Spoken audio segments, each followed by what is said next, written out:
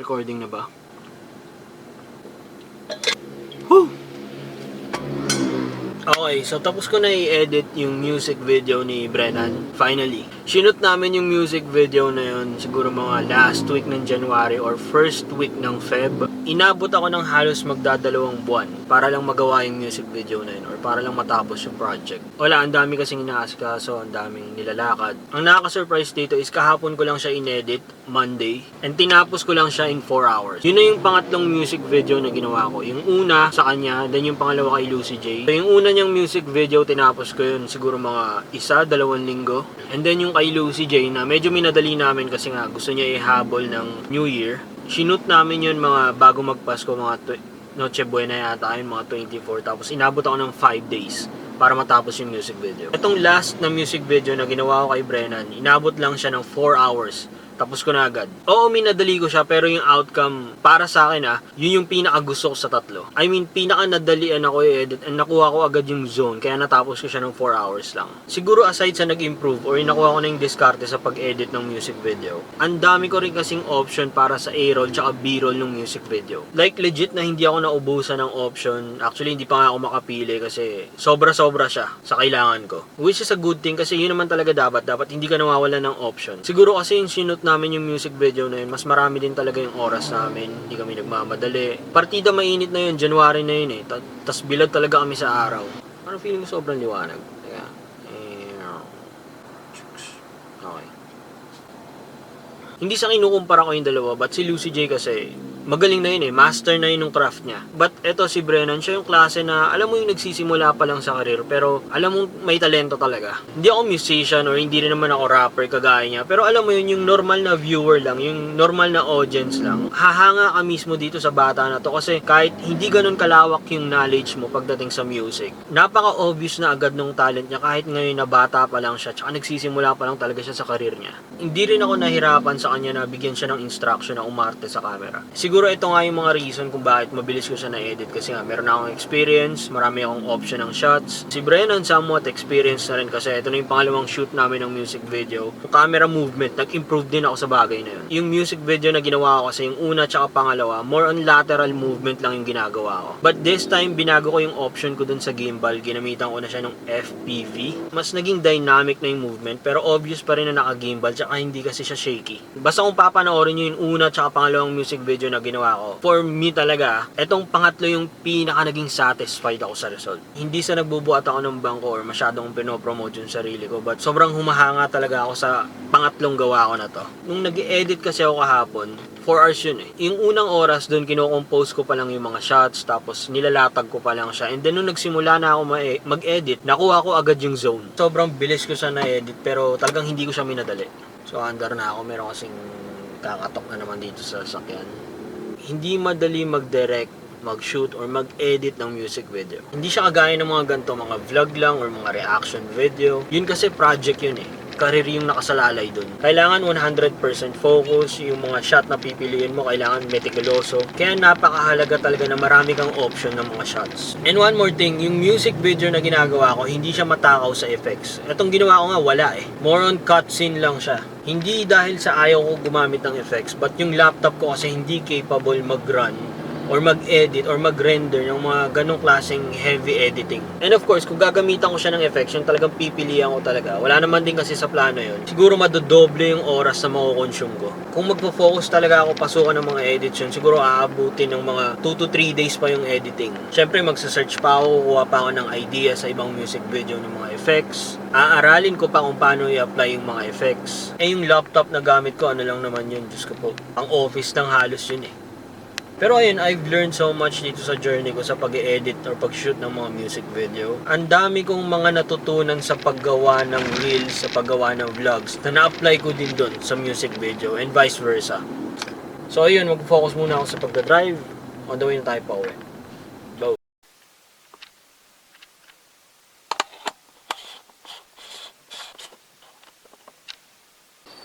Okay, so nandito na tayo sa bahay.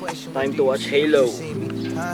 Either way, I'm not afraid of being judged because I'm loved by my fam and all my people from above. Screaming LLVJ, window down on the freeway, smiling at the clouds. I hope you see me. So tell me, are you proud? This ain't the hood, this just some shit I need to get off my chest. Why do I still feel alone when I've been gracefully blessed? Okay. Goods. Etong second part ng video na to, more on parang review na lang siya dun sa drone na ginagamit ko sa mga vlog and other projects ko.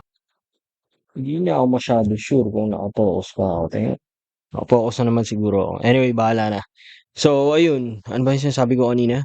Ako mismo tuloy yung nawala sa focus. Yung drone na gamit ko sa mga vlogs and sa other professional work na ginagawa ko is ito, yung DJI Mini 3. Siguro nilabas tong drone na to mga 2021 or 2022, I'm not so sure about that. Meron ako nakikita na parang umuuso ngayon yung DJI Flip. Kiniklaim nila na vlogging drone but DJI Mini 3 usable pa rin siya. Yung DJI Flip, sa pagkakaalam ko mas mura yon, so better check that out. Hindi na ako para check pa yung presyo. Nag-comment dun sa nakaraang video ko yung classmate ko nung college, si Tito, so nagre-request siya ng review, then why not? Parang hindi ko pa rin naman kasi masyado nabibigyan ng review tong drone na ginagamit ko sa mga vlogs. Diretso na tayo sa presyo niya ngayon sa market. Nasa around 34 to 35,000 pa rin siya actually. Parang ang bagal bumaba ng presyo niya. Hindi siya kagaya ng ibang mga action camera na parang almost taon-taon pababa yung presyo. And by the way, yung 34 to 35,000 na yun na yung Fly More package. Meron ding DJI Mini 3 na Pro but ibang presyo na yun. So siguro nasa higher 38 to 40,000 na yun. But itong DJI Mini 3, palag-palag na rin naman siya but you have to make sure, in my suggestion lang naman, na bilhin niyo yung Fly More package.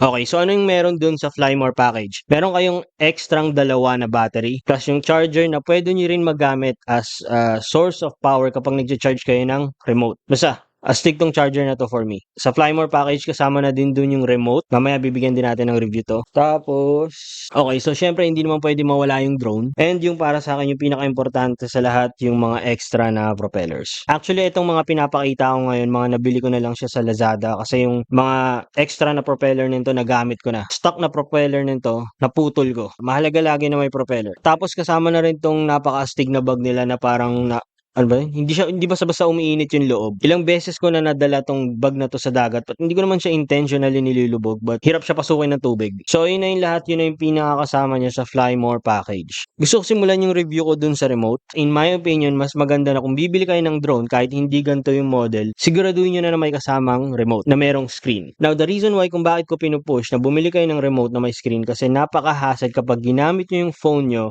as your screen. Daily na ginagamit mo yung phone mo tapos makikihati pa yung drone dun sa battery consumption. Hindi kasi para sa akin yung ganung klaseng setup. There are so many times na minsan talaga kinukulang yung charge ng phone ko and kung i-add ko pa yung consumption ng drone dun or yung paggamit ng drone, wala na matitira. Sobrang magiging hassle na yun. Matagal malobat tong remote ng DJI. Kung gumagamit ako ng drone around 2 to 3 hours per week, napapatagal ko yung remote or yung charge ng remote hanggang at least 3 weeks. Ganun katibay yung battery nito guys. And ang maganda pa dito is pwede mo rin siya magamit sa ibang model. Isa pa sa bagay na nagustuhan ko sa remote na to is kahit na sobrang maaraw yung paligid or tanghaling tapat, alam mo yun minsan yung na-experience mo kapag dun sa screen ng phone mo parang dumidilim. Dito sa remote na to, tamang-tama lang yung brightness niya para maka-adapt ka kahit maliwanag talaga yung kapaligiran mo. I guarantee na hindi ka madidiliman dito sa screen, not unless na lang kapag naka-shades ka rin pag tanghali. Okay, so tapos na tayo sa remote, punta naman tayo sa battery. Yung battery ng DJI Mini 3, assuming na full charge siya, itong gamit ko yata, hindi.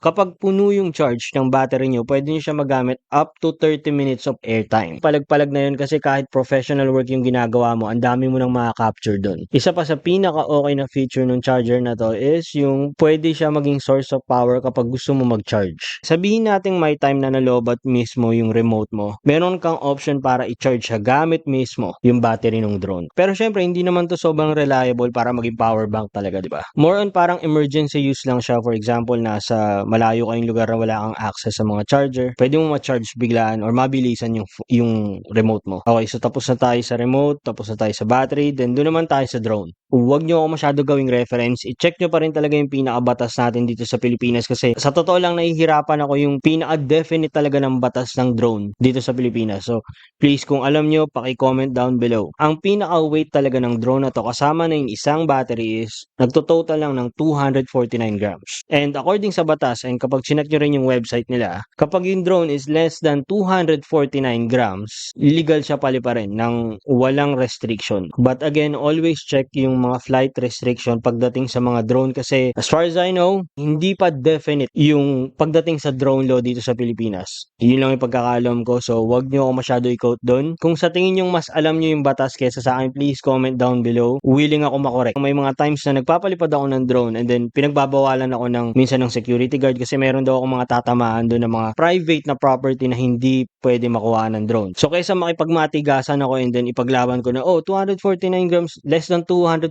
grams lang to na dapat pwede ito paliparin, ganito, ganyan. Hanggat maaari na ikiusap ako and then kung papayag, goods. Kapag hindi, wala talaga tayong magagawa. Ginagawa lang nila yung trabaho nila. I'll be honest na hindi ko masyado kabisado talaga yung drone policy dito sa Pilipinas and kung kailangan ko pa ba talaga ng actual na license para mapalibad tong drone na to mismo etong DJI Mini 3 lang. So please lang comment down below kung ano yung mga kailangan ko or may kailangan ba akong enrollan para makapagpalipad ng drone ng safe. So going back dun sa specs ng drone, ayun na nga, less than 250 grams, magaan talaga siya, legit. Pagdating naman sa video niya, it can shoot up to 4K 30 frames per second pero most of the time para ma-match dito sa resolution ng camera ko, ang ginagamit ko lang is yung 1080p and halos 100% of the time ginagamit ko lang yung 24 frames per second kasi kapag nasa ere na kasi yung drone, hindi mo na kailangan ng slow motion. Hindi ko rin ma-explain yun but parang yung mga view na nasa baba, parang automatic siya nagiging slow motion kahit hindi naman talaga. But still, it's a best option na pwede mo siya pabagalin, pwede mo siya magamitan ng mga slow motion. Dalawa yung pinaka-downside para sa akin ng drone na to. Una sa lahat, wala siyang log profile. Now, alam naman natin na kapag merong log profile yung mga camera o yung mga drone, mas madali mag-edit or mas pwede maging flexible pagdating sa pag-edit or pagko-color grade. Yun yung medyo na turn off ako dito kasi may times na sobrang nagiging sharp nung kulay. Basta may mga times na ang hirap mag-adjust but most of the time naman, wala akong nagiging problema. And isa pa sa feature nito na medyo nadidisappoint ako is yung resistance niya pagdating sa hangin. Ito, maraming times, especially nung nag-shoot ako ng music video ni Lucy J, habang nasa taas kami ng bundok, gusto ko siya paliparin but hindi niya kinakaya.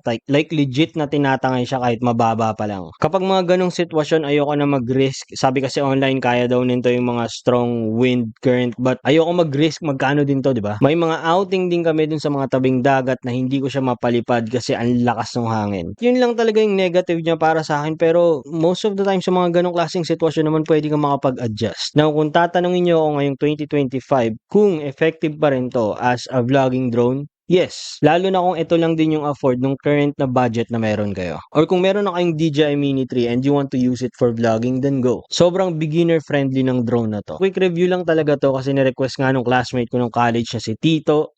So yun lang guys, thank you all for watching and see you again next time. Peace!